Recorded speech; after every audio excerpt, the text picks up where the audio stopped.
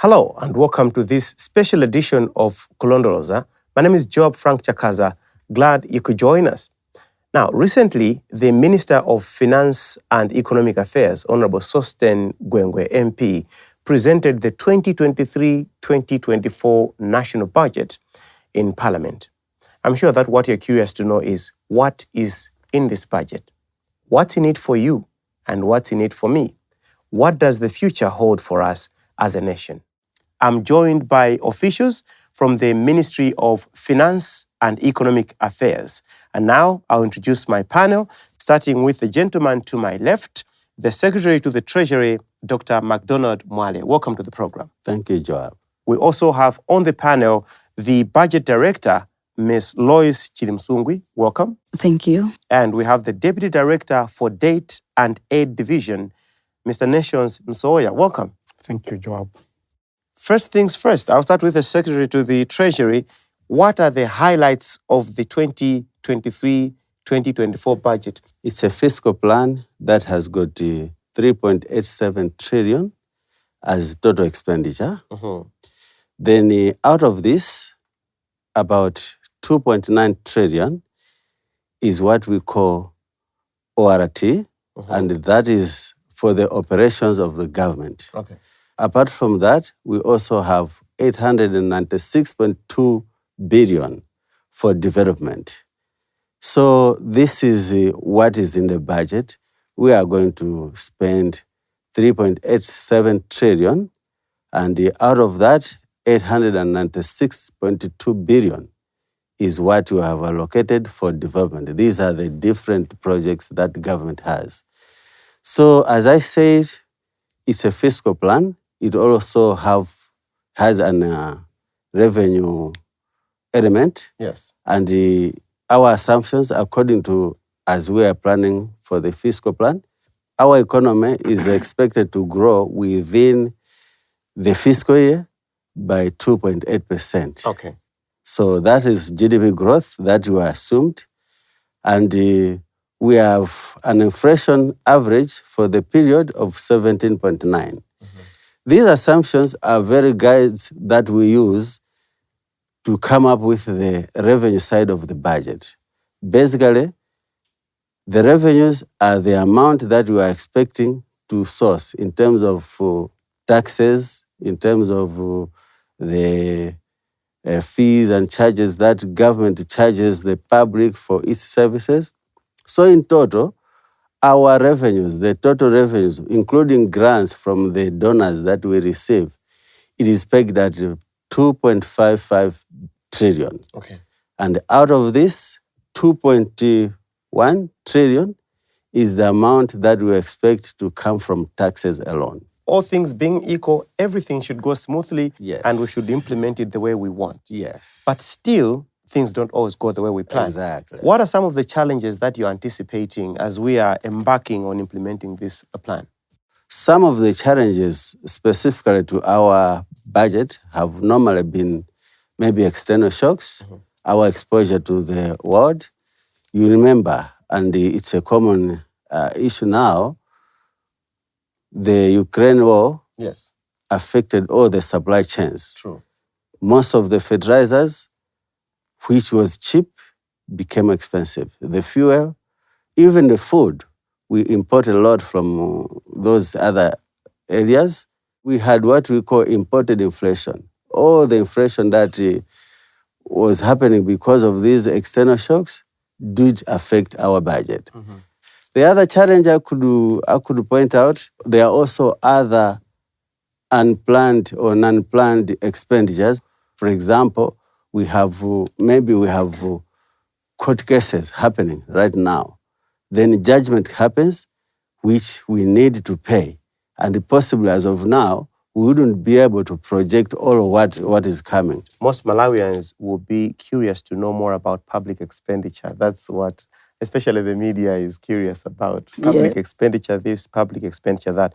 But I want you to tell us more about how you're managing, you're going or you plan to manage public expenditure in relation to fiscal revenue. Joab, we have systems in place. Yes. When it comes to expenditure, firstly, we have what we call a cash management committee, which decides on what we want to spend month in, month out. Yes. So, of course, whatever discussions that happen, they are based on the agreed cash flows which institutions submit. So we consolidate the cash flows from all the ministries and departments. And then once we have that approved cash flow, that's the one that we follow in disbursements. As you know that our main key responsibility is to provide resources for institutions to spend. So as we are making decisions of expending every month, we base on how much we intend to collect as per the agreed cash flow and how much we intend to spend. So our key priority is on statutory obligations. Those, they come first because we have no option. They have to happen. So we spend first of all on those ones, we reserve for those. And then once we have provided for the statutory obligations, the residual is the one that we allocate to all the other spending items. Now on the residual and spending on the other items, if we have enough, then we go full throat as per the approved cash flow. But if we fall short, then the options are two. Either you cut expenditure or we borrow. Total expenditure. Madam Speaker, total expenditure for the 23-24 financial year is projected at 3.87 trillion, representing 25.5% of GDP. And of the total expenditure, recurrent expenses are estimated at 2.98 trillion, representing 19.6% of GDP and 76.9% of the total expenditure, respectively. Development expenditure is at 896.21 billion, representing 5.9% of GDP or 23.1% of the total expenditure. This represents an increase of 207.75 billion from a projected 22-23 likely outturn of 688.45 billion. Development expenditure is composed of 600 billion foreign resources and 295.93 billion domestic resources. The minister did touch on issues of development and social spending. And what the ordinary person wants to know is, what is in it for me? Will I have water? What will my child do when they go to school? Issues of agriculture, what's in it for the next farming season? Just break it down to us as in what is in this budget in relation to these areas. Water and agriculture, by the way, they are in the same sector. Right. We call these sectoral allocations. Right. So agriculture and water, we have allocated 455 billion, which is 11.7% of the whole budget. That's the water and agriculture-related expenses. For education, as you know, human capital development is very key. Yes. So it continues to have a largest share. It has 15.5%, and that's 603 billion allocated to education and water. Energy, which is very key, energy, industry and tourism, that one has 52 billion. And then the healthy sector has 330 billion. With finally, on transport, we have 253 billion. So if we add up these numbers, Joab, you see that the 3.8 trillion is spread across that way. ST, the issue of mega farms has been on the mouths of many people, government and ordinary Malawians alike. Yes. Let's just try to align our conversation to that. Maybe just highlight how you think the mega farms are going to transform the economy of Malawi. We have now classified mega farms as a priority industry, which means if you have a mega farm of a designated hectareage amount, you can access maybe importation of some of your equipment, maybe VAT-free. The details will come out, but it is one of the priority industry, and even the taxes will be slightly lower than if you were in another industry. I see. As of now, the budget has only still used some of our institutions like Green Belt Initiative or Green Belt Authority. We have given them resources to enhance what they are already doing now. They have already opened a few areas of cotton, maize, and wheat.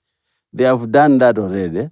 But in this next budget, we have also allocated a few amounts of resources for them to enhance that. You remember, we also supported the MDF. They have farms, and they have planted a lot of maize this year with that support, and even the prisons. Now let's move to Budget Director. You can't talk about development in local councils without talking about the Constituency Development Fund, the much venerated Constituency Development Fund, and then, of course, the District Development Fund.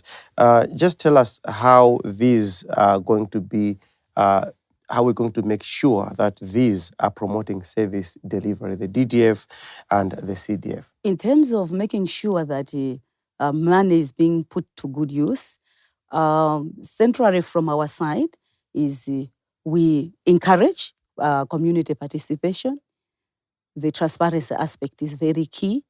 Apart from the community participation, we also encourage, citizen engagement. Projects should be the ones that will reflect what people need on the ground and not just imposed. Then it becomes a problem. So these are the issues that we are trying to promote. And therefore, for example, the current budget that is coming, we have CDF, as you have indicated, which is at 19 billion. And we also have, actually, most important that people should also know is that we are also rehabilitating district hospitals. That component has roughly 14 billion is allocated for rehabilitation. And actually, you will recall that earlier on I had mentioned of sectoral allocations, where I was talking water, agriculture. The same sectoral allocations also happen even in councils. So they are in all those areas, are not left behind. The reason why we do sectoral allocation is to make sure that no area remains untouched. And actually, specifically for the center, I forgot to highlight in case people would want to appreciate what is it, as you had already indicated. We have, for example, Nkolongo Dam that is being constructed, that's underwater, as one major issue I can mention. Another issue is under education. We have Mbeera University. People have been talking about it. We have provided resources. So we are kickstarting on that project. And many more, Joab, they are in the budget. In order to reduce the cost of borrowing for micro, small and medium enterprises and the youth, collateral instruments under the Personal Property Security Registry for loans up to 10 million will now be exempted from stamp duty. This measure will also promote the use of movable assets as collateral. Listening attentively, I noted that the government has introduced in this budget, or rather in this new year, the promotion of micro, small, and medium enterprises. Why exactly that? For any economy to develop, it starts with our small and medium enterprises. They need to be empowered to do more, to manufacture, to produce, not only grow or produce, but value addition. The purpose is for us to be able to, not to import even small things that our own companies can do. We are doing that specifically to make sure that we increase on our exports and reduce on our imports on issues that we can really do internally. And therefore that will be in line with the Buy Malawian, product as well. And not only that, this is also in line with the Malawi 2063 MIP1, because in there, I think economic growth, which MIP1 is advancing. You recall when the minister was presenting the budget statement, one of the statement, I think I highlighted that currently our budget now is fully aligned to MIP1 or Malawi 2063. So the programs are aligned, and that includes the small medium enterprises activities. As you know, that MIP1's target is for economic growth in the medium term and achievement of SDGs. On alignment, even the current budget, I think I would summarize that in terms of the pillars and enablers, the highest pillar actually that has received quite substantial is effective governance systems and institutions. That one is at 42%. But the human capital development is very key. SMEs, Yes. we need people that know what to do. Exactly. Therefore, that is another key pillar that has also been provided accordingly at 29%. And we have several. I would also mention agriculture productivity. That one is at 10%. And economic infrastructure at 5%. Just to mention a few and to prove to people that the budget we are implementing from this year on, from 2023, 2024, we have aligned fully. So, Mr. Nsoya, just tell us more about debt restructuring and how it helps an economy like ours. Thank you very much, Job. Debt is a big topic in Malawi, especially in the last 2-3 years. Yes. Just as a bit of background, our debt is composed of two aspects: the external debt that we borrow from outside Malawi, and domestic that we borrow from within Malawi. So the issue of restructuring is basically a process where we are negotiating with our creditors, the people who borrow us money, in terms of extending maturities, negotiating interest rates, as well as what we call the grace period. This is the period before we start paying the loan. So the whole process of discussing with the creditors for possible changes in the maturity period. In technical terms, we call it maturity profiles. It is called what is debt restructuring.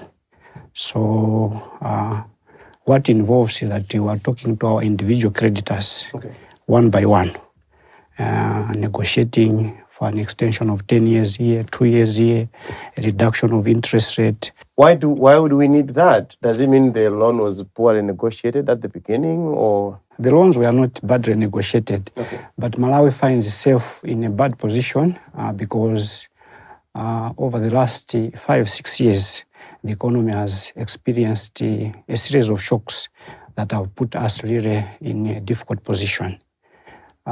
You will recall that we are now in the midst of a cholera crisis.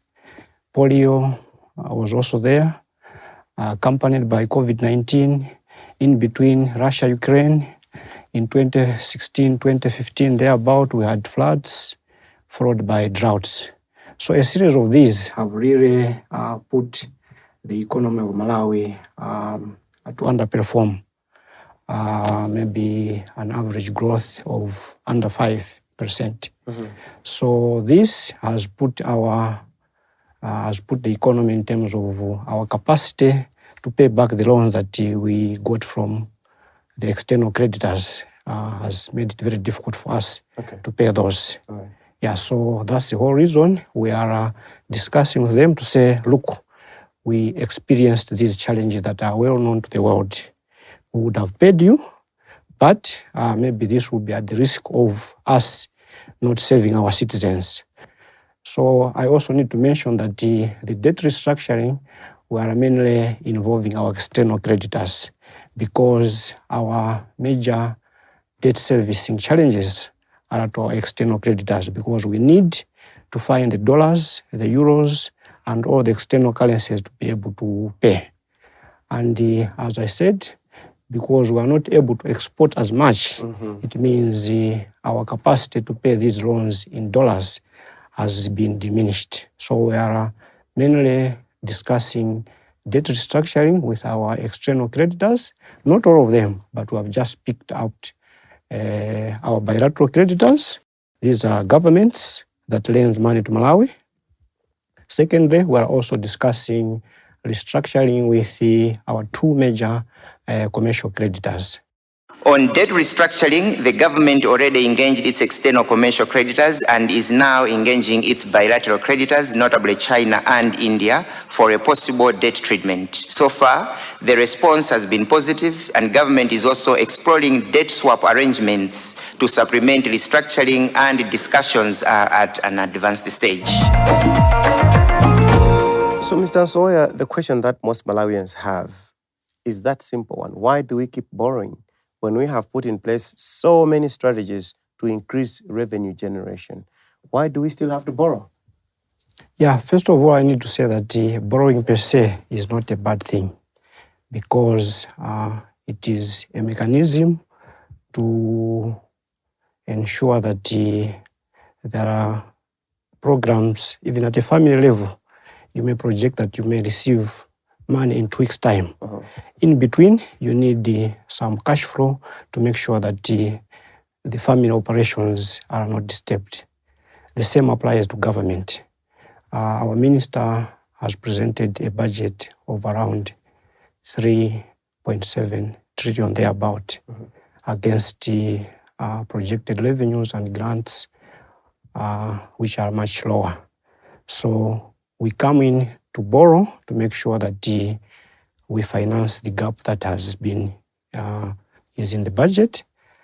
But most importantly is that the borrowing, as has been explained, it is mainly used to finance what we call capital formation. As the economy, we just don't need to consume, but we need to grow. So we need to invest in infrastructure, in public services. So the borrowing has two aspects. One, to smoothen the cash flow needs of government, as we are waiting for maybe Malawi Revenue Authority to collect taxes. But at the same time, we need to make sure that these huge projects that demand a lot of money at once are well financed. So basically, borrowing serves those two purposes: to help us grow the economy in terms of capital formation, build new roads, build new schools, hospitals, etc., etc. Secondly, it is meant to help us in a short term to make sure that we smoothen government cash flow, because MRA doesn't remits money to government periodically, maybe in a fortnight, but before a fortnight arrives, maybe you need to borrow to smoothen the government operations. Secretary Treasury, how do you wish to complement what Mr. Nsoya said? Basically, for Malawi, if you see how the debt has evolved, it's indeed an issue that, as of now, debt restructuring that we are looking for is just to give us a space. That's why we want to focus a lot in investing those areas that will help this country to generate forex.